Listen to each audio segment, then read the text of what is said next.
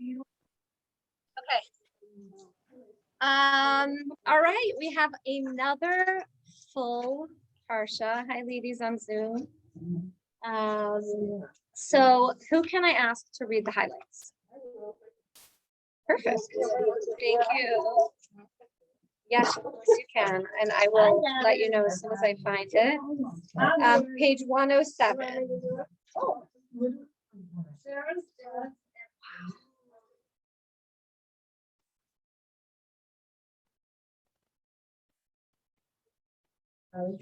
Good.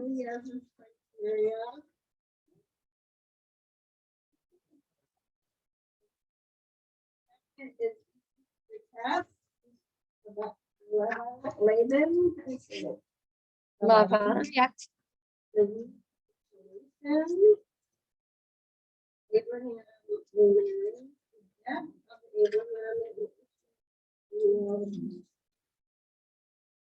Okay, terrific. So we are going to start off. There's a lot here. Sarah's death, right? Buying her gravesite, which ends up being Maras HaMachpelah, the cave of Machpelah, which is in the city of Hebron, present-day Hebron. In it are buried most of our famous couples. Abraham and Sarah, Isaac and Yitzchak and Rivka, Avram and Sarah. Who am I missing? Yaakov and Rachel. No, Yaakov and Leah. Rachel is buried somewhere else. Rachel is buried on the way to Beit Lechem. That's why she has her own gravesite that we can all go visit. That one is not as dangerous as going to Hebron, although people still go to Hebron today. So we're going to talk for a minute about Abraham's purchase of this burial plot for his wife Sarah, Maras HaMachpelah. And this lesson I call Calm and Collected, and you'll see why.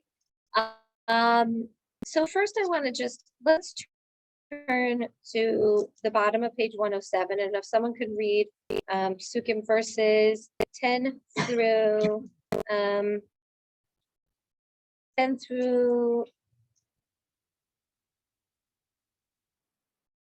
12. No, live through 14, okay?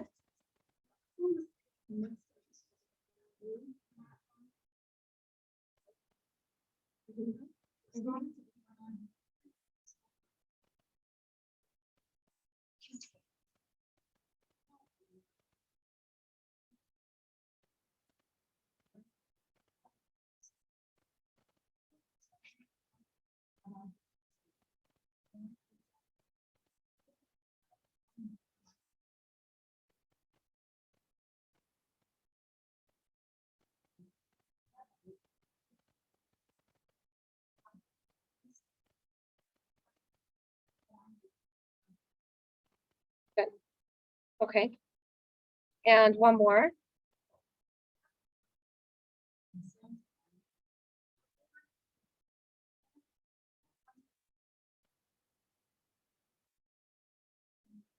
Good. Questions? Who's Ephron? Okay, so he was the man who owned this land.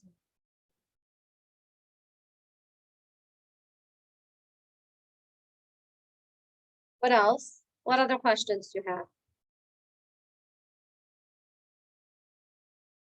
Okay, like what he wanted to bury people in a cave. Good. Interesting. What else? Yeah, like they were heckling. Okay, what else? That's the right one.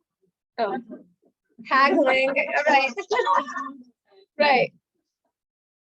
I thought you were right. What else? Any other questions? Who's the council? Okay. No. Okay. Now that's where he was sitting, meaning the children of let's see how it says it in Hebrew.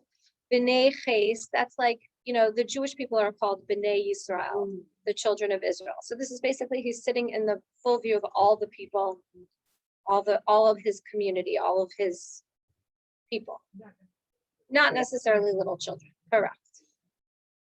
So, but Katie was onto something. He saw they're like haggling over this price, and even more so, right when it says very, very clearly that Ephron was sitting out there in full view of all of these, all the people, all of his community, and he offered to give Avram this burial place for free. He said, like, just take it. What's up with that? Like, what in the world? And then we see later that Avram counts out this huge sum of money and offers it to him, and he takes it. So what in the world, what's going on here? And what might Avram have been going through? So Abraham, obviously, he wanted very much, he had this like intense desire, as would make sense, to bury his wife and to give his wife of a century, to give her a proper and fitting burial, correct? And so he saw this cave, and he thought that this would be a great, a fitting place. And he had to go to Ephron.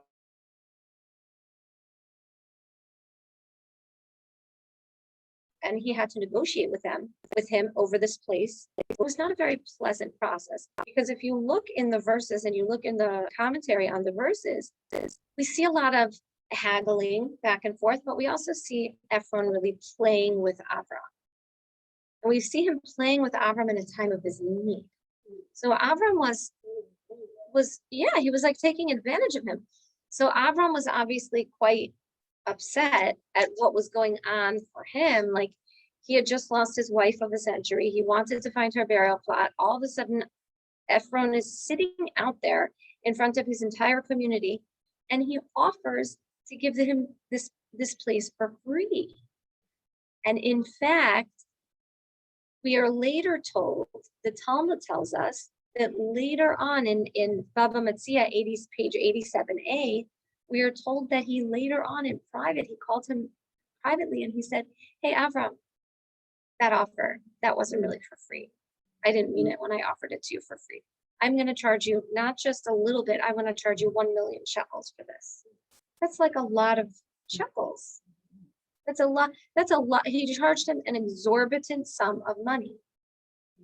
And so the first question is, why did he then offer it to him for free in this public forum? To make himself look good. And in fact, we see from Rashi, chapter 29, verse 10, that he actually was crowned a leader. Like, the community chose him as a leader because they saw him as so generous. So he was trying to ingratiate himself to the community. He was trying to ingratiate himself to Avram, and it was all under false pretenses. He had absolutely zero intention of giving this land to Avram to bury his wife, for whom he was in intense mourning for free. So he was just toying with him. He was messing with him. He was playing with him in this time. And despite knowing all of this, it's fascinating how do we see Avram comporting himself?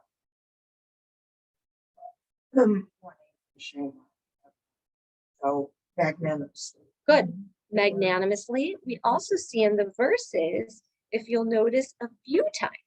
Look in verse number 12. So Abraham bowed down before the members of the council. He spoke to Ephron. He bowed down there. And then there's another incident of him bowing down as well. I can't find it right now, but he bowed down to him again, or he listened to him in verse 16. Abraham listened to Ephron. There's another place where he bowed down to him. There was a few times. I have to look again. I saw it last night. I was preparing, but I'll look again. So we see he's going. Yeah, he's trying to was he just trying to placate him? Was he what was this like dynamic? What was this back and forth? It was kind of like this ping pong ball that was going back and forth between Ephron and Avram. Avram being uber respectful, Ephron toying with him in this tremendous time of need, Avram like bowing down and speaking with respect and with appropriate derech eretz, the way that one would interact with another human being. We see that over and over again here, even in this incident when it's very clear what Ephron is doing. Avram knew exactly, called him aside and said, Avram, come on. Like, do you really think I can give it to him for free? Okay, but then why would you say that you would give it to me for free? It's one thing if you want to charge me for something, but don't mess with me. I'm like down and out here. I'm on the floor. Now you're going to kick me when I'm down? And yet still Avram maintains his respect. Yeah, Adrian, what were you going to say? Just another example of Avram's. Okay, it's another example of Avram's chesed. Now, we're going to talk about this because Rabbeinu Yonah says that this was actually Avraham's final test. So we know that Avram had 10 tests in his life. Rabbeinu Yonah said this was the last one. And in fact, the Midrash says that Avraham's behavior in this particular test, his comportment, his behavior, his response were so great that the Satan, the Satan himself, declared, now I know that Avram is completely perfect. Okay, well, that begs a bunch of questions. What questions? Come on Zoom, you can also answer. What questions does that beg? Okay, why is he being declared perfect here? What else? Okay. Yeah, okay. Okay, isn't only Hashem perfect? Regardless, the Satan, let's take, maybe the word perfect is taking us in a little bit of a different direction. The Satan is coming in and making this declaration. Now I is incredible and amazing. Okay, good. Like, what took you so long? Avram's been through 10 tests. This is the last one. Yes. Why this one? This doesn't seem as significant. He's still maintaining his comportment and his respect. What about, what about Akedas Yitzchak? Right. What about the binding of Isaac? I mean, okay, good. Okay, good. It's like the quintessential evil force in the world. Yeah, like this satanic force, whatever it means in spiritual terms, but the quintessential evil force that is like Yetzer Hara personified, okay, like the evil inclination personified, that is like the overarching negative force in the universe. Even he was acknowledging Avram's greatness. Yeah, Julie.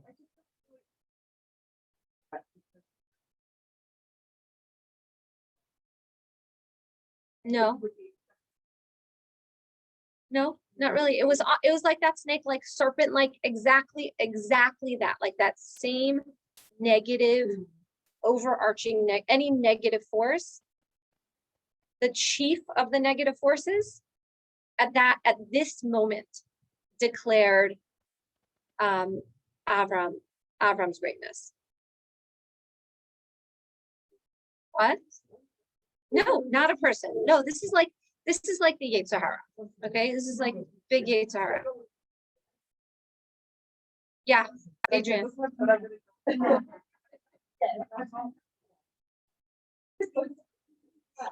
This is in the Midrash. This is in the Midrash. This is not in the written Torah. This is in the Midrash. So it's an oral explanation. It's an oral understanding of what happens here. Yeah. The only reason I can visualize this to be greater than the Akedah, the Akedah was Abraham and Hashem. Good. And so he's certainly not going to defy Hashem. Here, who's this guy? I mean, what would be the big deal if he humiliated him or if he didn't accept it? Right. And the Good. fact that he rose to that level with somebody that didn't really mean anything, Excellent. kind of a bigger deal. Good. Okay, very good. So, right. So it's not, this is not just between him and Hashem. This is between someone else that he could have just humiliated. So I think, we have to answer two big questions here. How is it that this incident with Ephron could possibly add to his accomplishments in a way that any of the previous 9 did not? Meaning, like, as Katie said, he's already been through so much stuff. He's already proven his greatness in so many ways. He's like set himself apart. From the time he was 3 years old, he recognized that there was a God, there was a creator in the world. Then he went through all this series of tests and he stuck to that. So here we are. And in this last test where Ephron came out and publicly said something and privately, gave him a different message and he maintained his cool, that's big enough that it would make such a mark. Okay, that's question number 1. Question number 2 is, what level of greatness did he demonstrate that alerted even this negative force? Like, what is it that this was such a, what was so great about this? Yeah.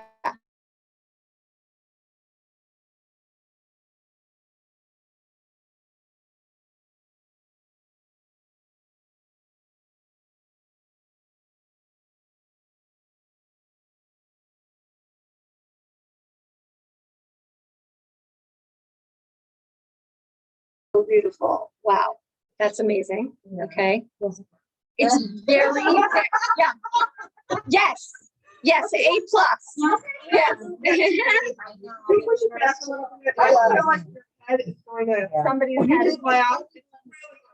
Somebody's head is going to bring into that. Thank you. Much better. Okay. So I am going to, Katie, you are like so on the money here. And I'm going to answer it with one story and then we'll go back. So this story was actually brought in a sefer called Emuna Shlema. And this story was about a young man whose name was Naphtali. And this young man was interviewing for a job, working in a yeshiva for kids who need a little extra love. Okay, so these boys were like, a little rowdy, a little rambunctious. They needed some tender loving care. And Naphtali really wanted this job, and he also needed the job. And the day came when he was going to go in to offer this model lesson, and he had, of course, worked super hard on this model lesson, and he had prepared something that would that would resonate with the kids and would make a positive impression, and he had worked really, really hard on this lesson. So he goes in, and the first minute, he smiles at the kids. He introduces himself. The principal's sitting in the back observing, and he gets about 3 minutes in, and one of the kids starts moving their chair and back and forth, back and forth, back and forth. And at first he tries to ignore it, but then a few minutes in, he's like, it's very clear that the kid is, this is not an ADD thing. This is I really want to get under your skin here. So after about 10 minutes of this, he's trying to figure out, what should I do? And he's naturally hot tempered. So he's this is kind of rattling him inside, but he's like, nah, principal's observing. I want to do the right thing. I want to do,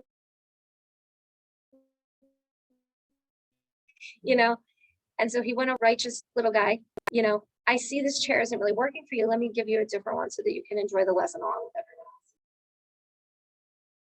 And the kid moved into the other chair, and there was quiet reigned for a few minutes. Principal was duly impressed. A few minutes go on. He's giving this presentation. It's going okay. And then all of a sudden, there's the kids start,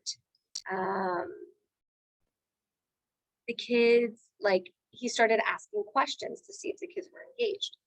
and they started offering answers that were completely off. Like, not just that they weren't listening, but like, I'm gonna get under his skin. And the kids kind of start giggling. And then a big paper airplane, whizzes by and lands on his desk. He's like, okay, I can't continue with this lesson. It's not going anywhere. This is not being appreciated. I got to figure out how to take this in a different direction. So he's like thoughtful, and he's like, I'm starting to get really annoyed. The principal's observing. I have a great listen. This is not just interesting material, but it's actually engaging. Like, I prepared this with you guys in mind. If you would listen, you would really enjoy this. This is entertaining. It's palatable. It's important. It's something you could use. And he's like, no, not going. So he thought for a second, and he goes, He saw the paper airplane whiz by, land on his desk, and he goes, the Anshe Knesset HaGedolah, the men of the Great Assembly who compiled the Siddur, they received the Baruch Sha'amar prayer via a note from heaven. So he said, maybe this is also a note from heaven. So the kids laughed, they giggled, and they were impressed. They were like, hey, he's like not getting rattled from this. And they sat out the next 15 minutes of the class in relative quiet. After the class, of course, the principal called over and said to him in private, we've had a lot of qualified teachers who tried out for this position. Nobody who had the patience that you have. So we'd like to offer you this job. Please start on Monday. He's like, I don't have enough time to prepare. So he asked for another, whatever. But the point is that he got the job. Why? Because he maintained his cool, even in the midst of stress. So let's just flesh this out for a second and see where this is going. What? It's yes, exactly. Like breathing through, I have right, exactly. So here's the story, is that at some point we've all lost our cools. At some point we've all every day at some point.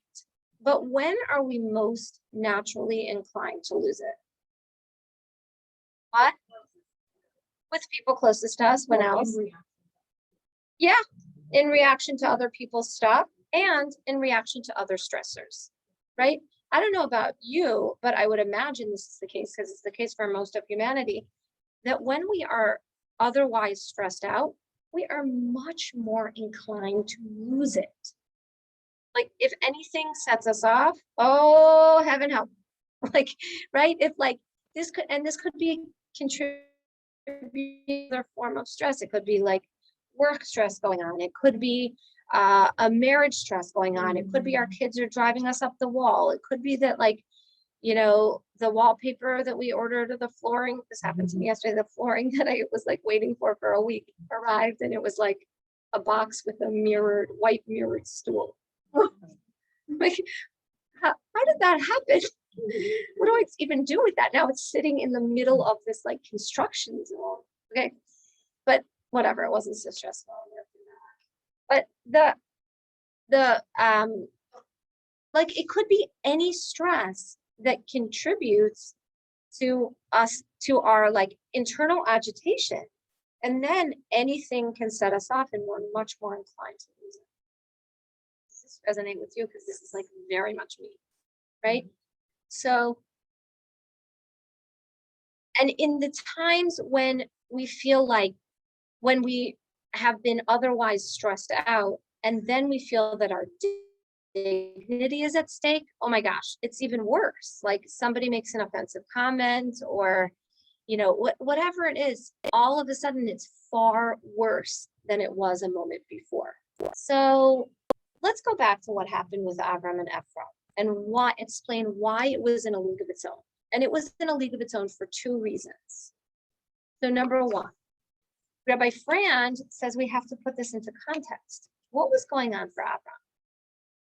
Avram, as we said, what? Avram had just lost his wife. But even before that, there had been this whole tumult with the Akedah Yitzchak, right? With the binding of Isaac.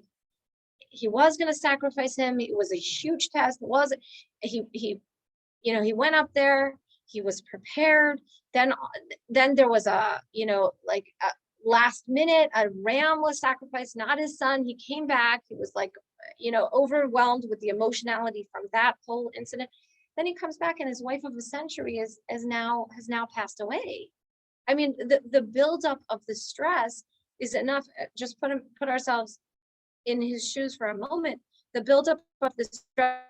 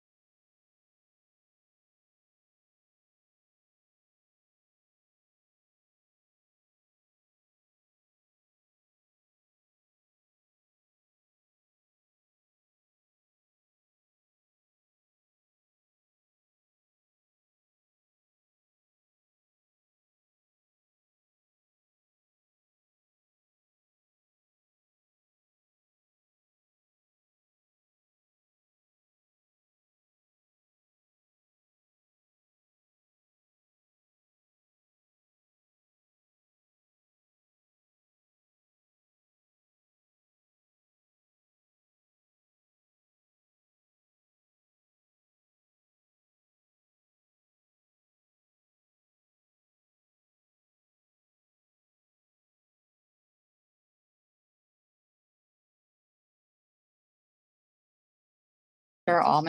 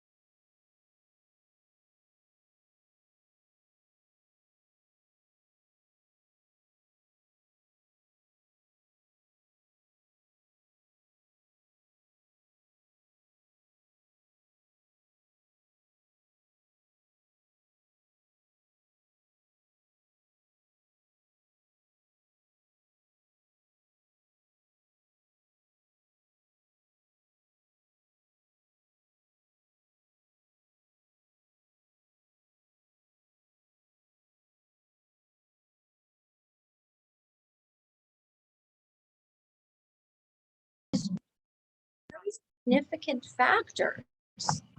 Avram stayed incredibly cool and calm and collected throughout this entire episode.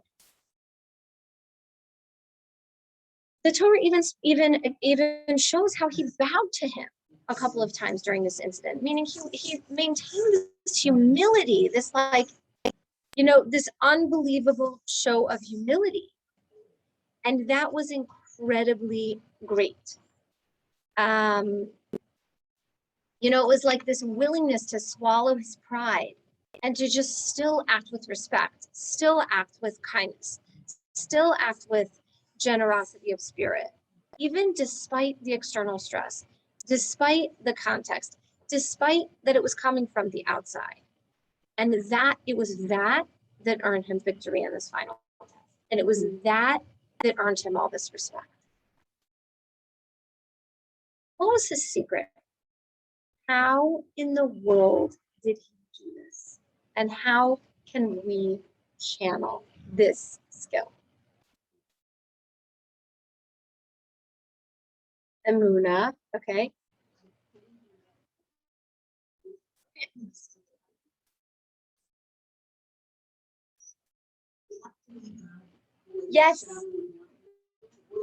Yes.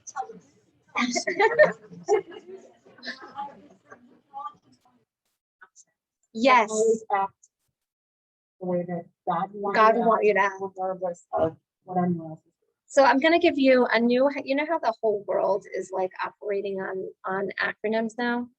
FOMO, you know, like JOMO, whatever it is, the day of the day. So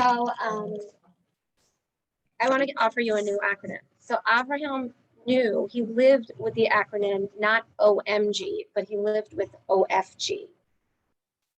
We can all like go home and put this everywhere that we ever like go into. I'm gonna have like a big billboard of OFG. It's OFG is an opportunity for growth. That Abraham knew that that everything is brought to him by Hashem as an opportunity for him to grow.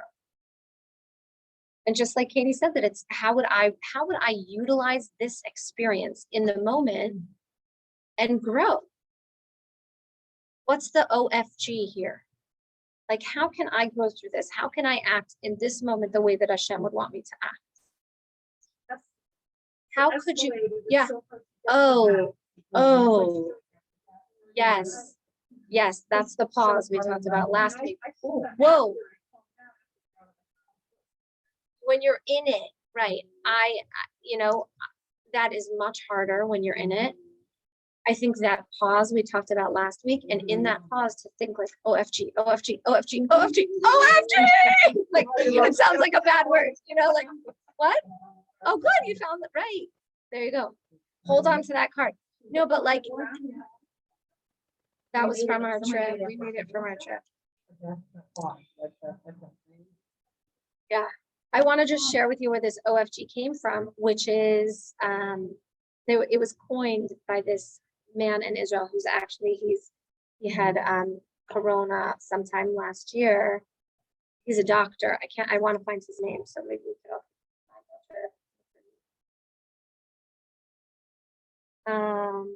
This should be recovery, which he actually is much, much, much better, but his name is Chaim Binyamin Mordechai Ben Ida. So he still needs prayers, but he had he needed a brain surgery after having corona, and he is doing much better, but was like, really his life was on the line for a while, and he's doing better, but is still kind of in his house. So this story and all of our OFGs should be in his recovery.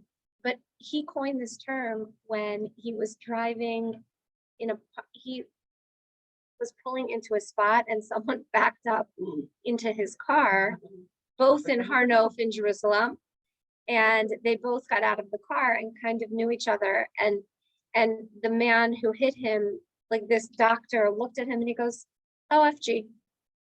And the man who hit him is like, excuse me, are you cursing at me? I'm like, what is going on? And he's like, no, OFG, opportunity for growth. We'll figure this out and have all this was intended to be, this was meant to be. Okay, it's annoying, these things happen. But the idea is to crystallize that and bring it down into smaller moments. So that's number one, is how do we use what Avram did? How do we capitalize? How do we capture that? Number one is remembering that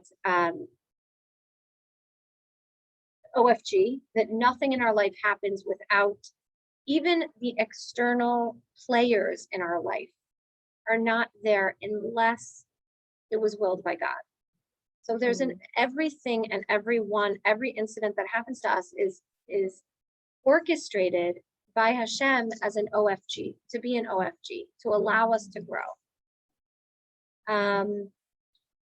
So that's number one. Number two is that Avram worked on making Hashem's presence palatable. So like he walked with Hashem. Like it was like Hashem was his, like, always there. And you know how like when someone else is in your house, this happened to me this morning. I had this little girl in my house on Shabbos. My house is a construction, whatever. It's fun. So I had this little girl in my house. She's 10, and I work out with her mom on Thursdays. And her mom came over to me this morning. She goes, "Linda told me, you are so nice." She just came home. She goes, "Menucha's mommy is so nice. She just is so nice." And this is a good friend of mine. I'm like, Elkie, yeah, it's much easier to be nice when other people are in your house. I was like, ask me. That's what my kids say when they go to someone else's house. Their mommy is so nice. She's so lovely. She's offered us so many snacks, like whatever it was. I just wanted to please them. So like, you know how much easier it is to be nice or to be on your best behavior when you recognize that someone else is in the classroom, in the room. And that's the way Avram lived. For him, Hashem was always in the room. Hashem was always there with him. So he wanted to act on his best behavior because he recognized Hashem is with me. It's not just a random guest. This is the King of Kings here. I want to be on my best behavior. So, do you have a question, Julie? Yes. Yep. Hashem is every. That is such a good question. Can I tell you what happened this morning, Julie? Yeah. Julie said, "Isn't Hashem with all of us?" And I said, "Yes. That's why Hashem is omnipotent and omnipresent and all those omni words, like everywhere at every time and everything." But I'll share with you a really cute story that happened this morning with my little guy.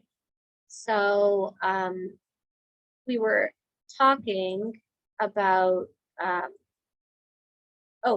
I found a picture of my great grandmother and I showed him this picture. I said, "Look, here's mommy's great grandmother. Her name was Mom. Everybody in the whole city called her Mom. She had at the time so many kids, 5.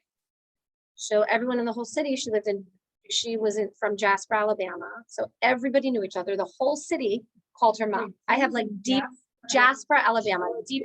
I know. Random. I have so many stories about Jasper, Alabama. No, like not New York, not Israel, like Jasper, Alabama. They, a bunch of these Jews, they peddled and ended up like settling in Jasper, Alabama, opening a temple synagogue as soon as they got there. And were very successful and lived there and established whole communities in Jasper, Alabama, now Birmingham. We have like a whole southern roots. That's another story. So I found this picture of her. She was an incredible human being. She actually she slaughtered her own chickens because they didn't have any in Jasper, Alabama.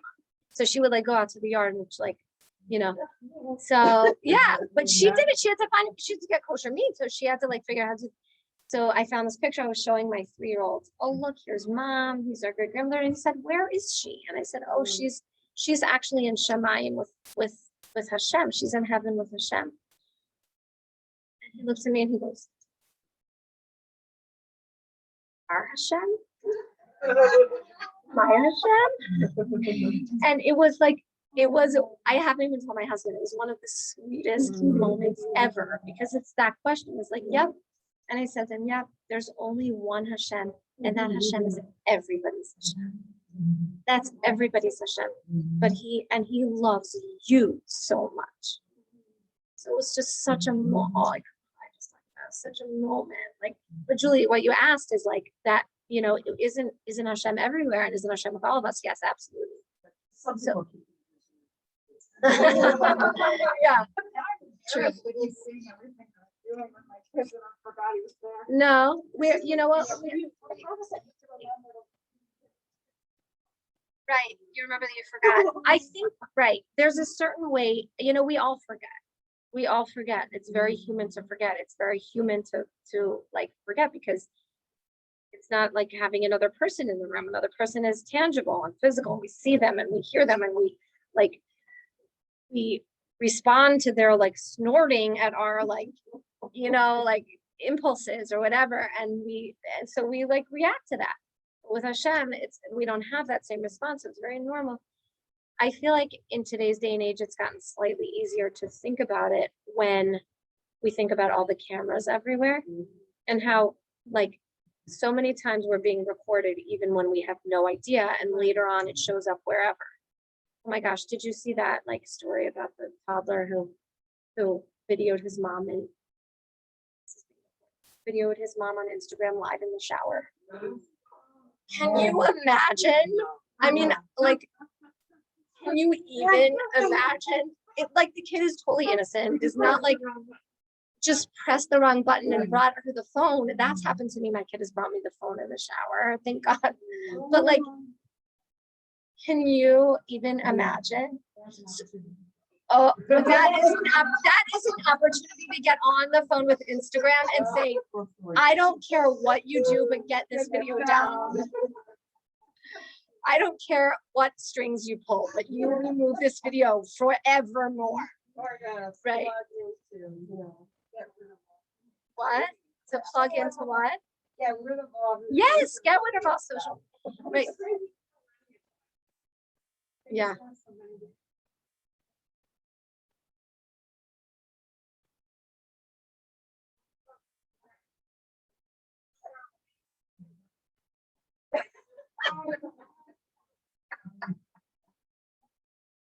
Is that like a very bad thing to throw dog?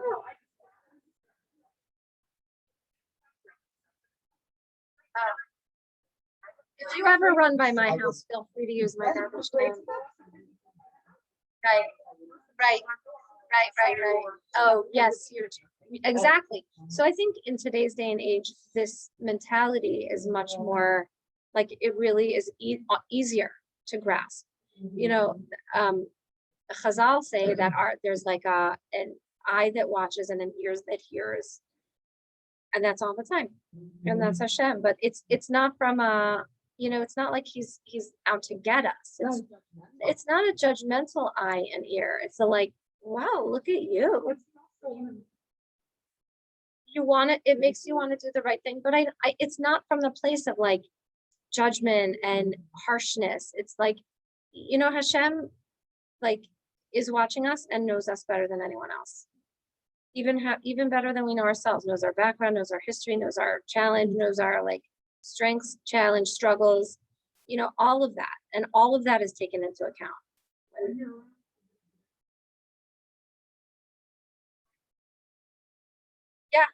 Yeah, exactly. So this is the idea of what happened with Avram, is that, things are much easier when we feel in control, B, when we don't have all these stressors, C, when no one from the outside like comes at us. But what Avram did in this moment, and why it was acknowledged as as his final test, is because he was under such stress externally. Someone came at him from the outside, and he still held tight to the way that he responded. He remembered that Hashem was with him. He remembered this was an OFG. This was an opportunity for growth. He remembered, he had like absolute clarity that nothing that Ephron does, if Ephron is giving me this exorbitant price, it's only because Hashem said that this will be an exorbitant price. And holding that with us is such a stress reliever.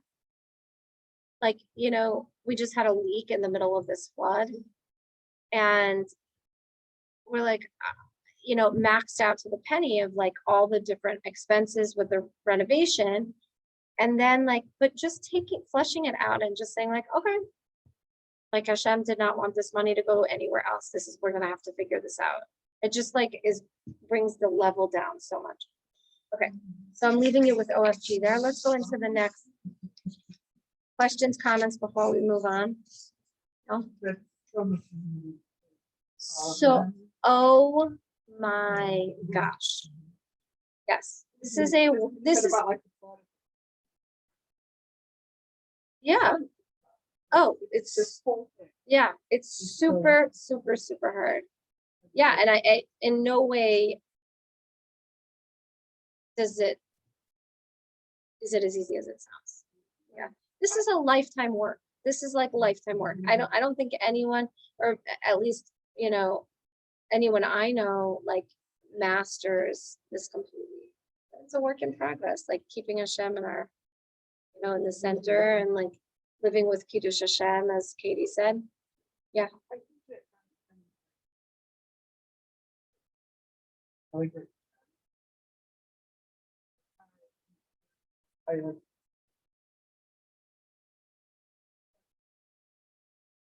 Maybe it's a left G. Is it a one, two, and see Oh. which one is my right. That's what I personally Right. for myself in the moment. Wow. I'm gonna try Wow. that and I would. Yes. Wow. How can I? turn this around? Yes, I love that. Yes, I love that. That's amazing. I'm not saying I'm gonna make it happen, but I'm gonna try. Right. And like everyone that we know is saying OMG all the time. Right. So like this could be the new OMG. We should make t-shirts. Yeah. Maybe. OMG.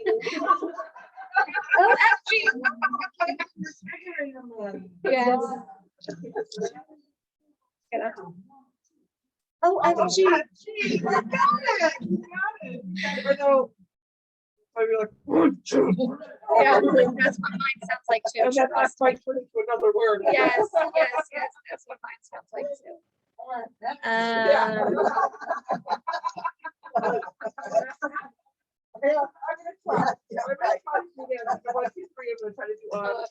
I love it. Julie, please report back to us. I will. Yeah. Okay, now I want to just offer one more lesson, which is actually not short, but I'm going to try to condense it. And this lesson is called Together Forever. And this lesson is based on how in the very beginning of this portion, there seem to be two very disconnected ideas that follow one another. So what do they have to do with one another, and what are these two disconnected ideas? The first thing highlight that we saw, Sarah's death and the purchase of a burial site. And the very next highlight is finding a wife for Isaac. Okay. So what's a question here? How long in between? How could one follow the other? Weddings seem to symbolize the continuity of life, whereas death is symbolizing the end of life. You know, what's like, how could you put these two back to back? And we just talked about how right after, you know, Abram went to go find this burial place, then he sends Eliezer out to find this wife for Yitzchak. And it almost seems like, could there be a more inappropriate prelude to the finding of a wife for Yitzchak than right away looking at the death and burial of Sarah? So what's going on here? Now, Rabbi Moshe Wolfson, he says as follows, and the way that he explains this is that actually this makes sense because from a Jewish perspective, marriage and souls are forever.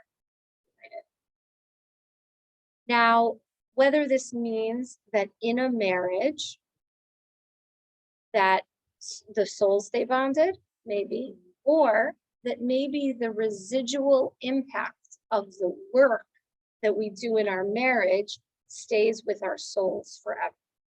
Okay, so do you see like the difference? We see there are two possibilities, and I don't know which one it is.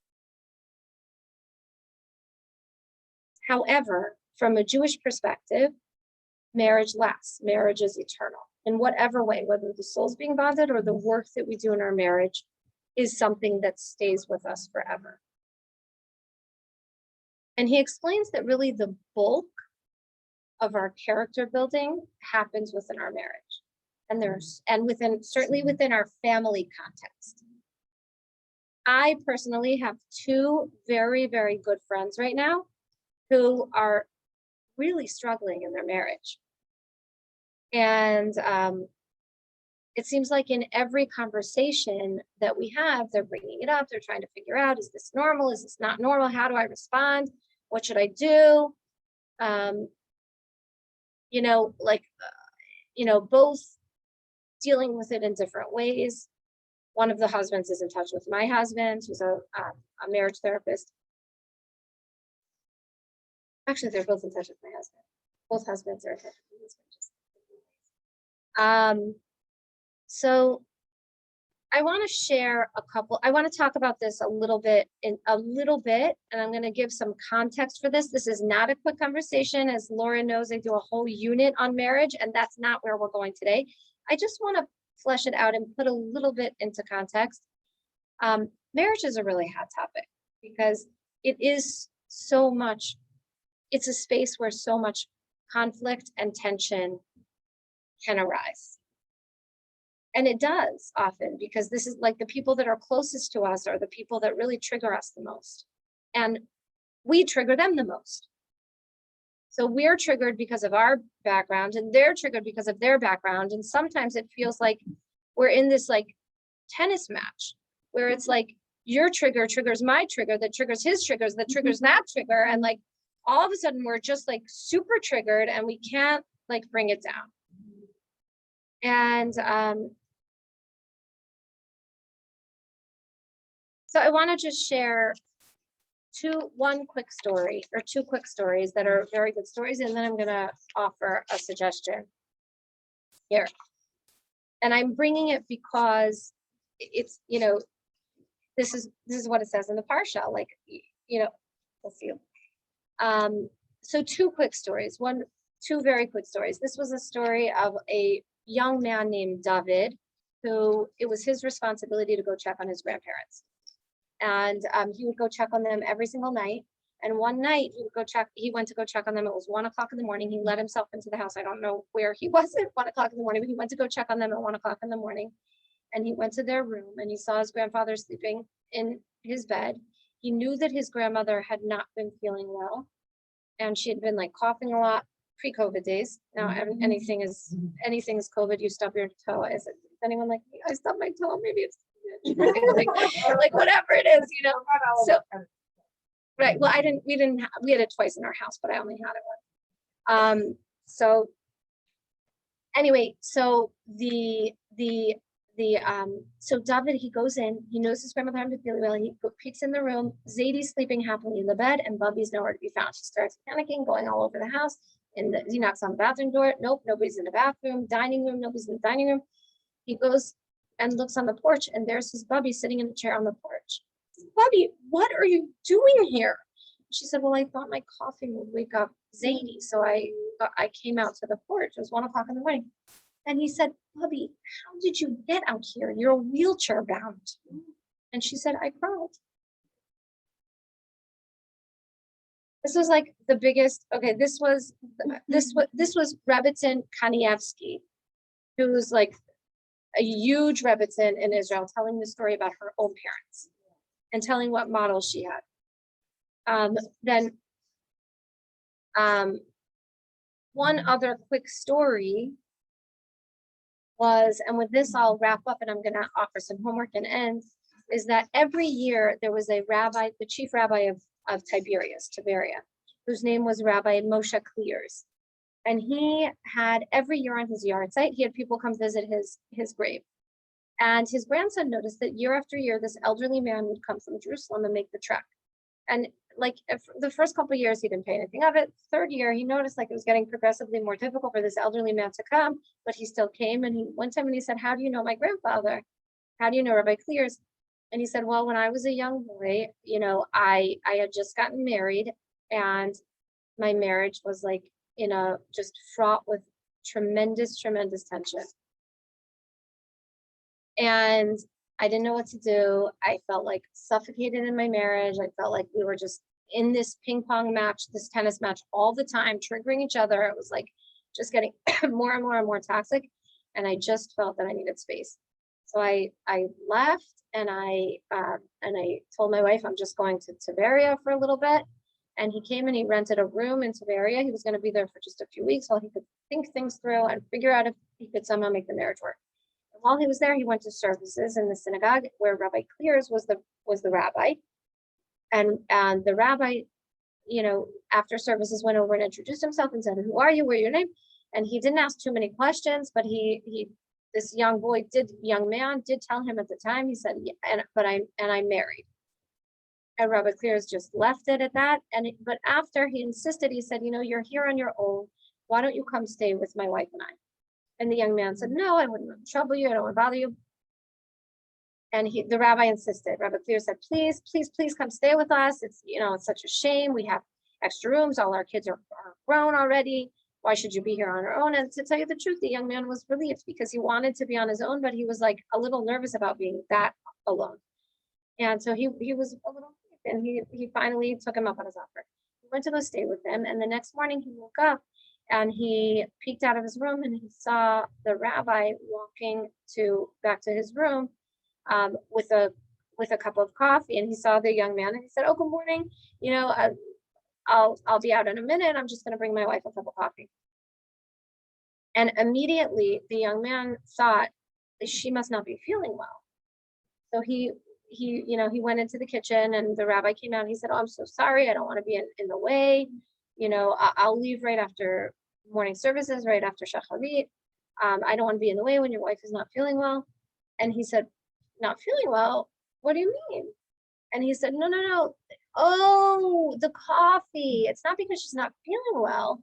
It's because I care about my wife.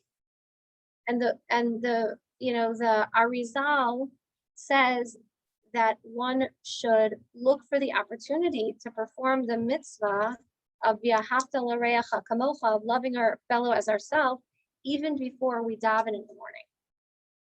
And what better place to start with v'ahavta l'reacha kamocha than in my own marriage, with someone that I live with.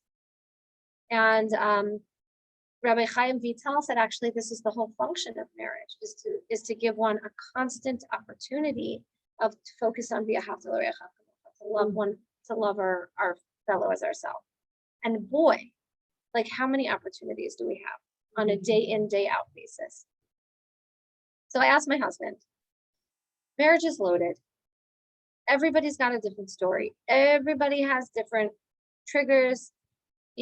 Everyone in whatever stage either are in a constant state of constant working on their marriage. It feels like their biggest work of the moment, or have been in a stage in their life when this has been your biggest work.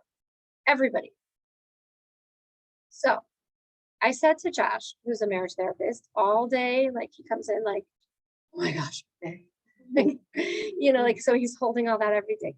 I asked him yesterday, I put up some pictures in his office. I said, did any of your clients notice the pictures? He's like, honey, they don't come to me like really not happy. Like, but they're so pretty. He's like, whatever. So I said to him, if there would be one simple piece of advice or suggestion for couples to just work on a little piece of their marriage, what would it be? And he said, what about to just notice 3 things that your spouse does? 3 things. Whether it's like, I don't know, he makes a good cocktail, right? He makes a good cocktail. He makes the bed. He like, okay, we can all share. He makes you coffee. He puts up with me and my nonsense, right? Like whatever it might be. So just think of 3 things. I'll leave that up to you. It depends where I think it depends where you are in your marriage. Some marriages are there, and other marriages feels too vulnerable, and I can't even answer that. Like these other, my friends that I'm talking to are not in a place of acknowledging that but they can notice it. And when I said to one of my friends, you have to let, there's some piece here that you have to speak out. But what that is going to be different based on the marriage. So, but just to notice 3 things that your spouse does for you. So let me do a quick review, and that's your homework assignment. You already have it. And we're all doing OFG anyway, so it's kind of like 2 homework assignments. But we talked about we talked about from the beginning, being cool, calm, and collected, how this one incident with Ephron when he swindled Avram in public, and Avram maintained his cool and his calm, and he was really given this was his final test and given serious accolades for it. And why was it so? It was because there was all this external stress, and the context was, bye Marcy, we'll see you. There was so much context here of so much stress, and yet he still kept his cool, and that was tremendous. And the second thing is that it came from the outside, and his dignity was at stake. Like, you're cheating me, and the whole world is thinking you're awesome, and it's gonna appoint you leader a few chapters down the line. You're gonna be leader because of the generosity that you gave to me that wasn't even generous.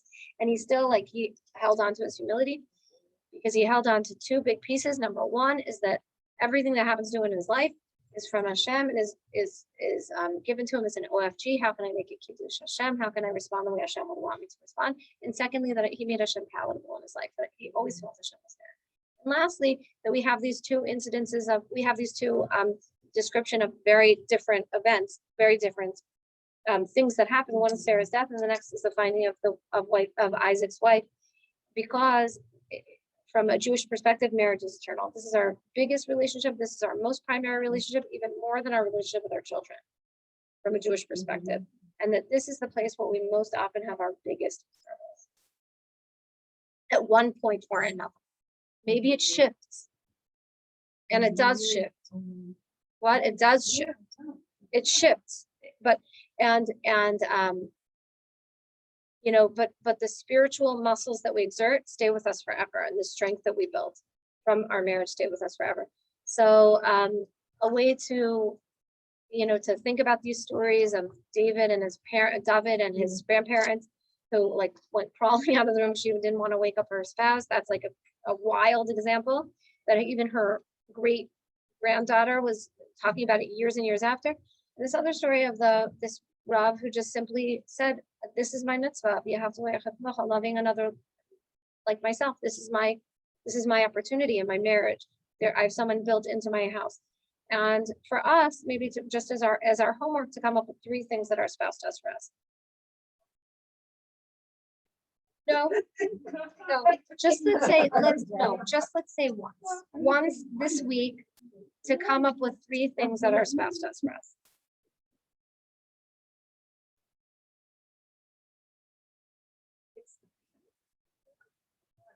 Yeah.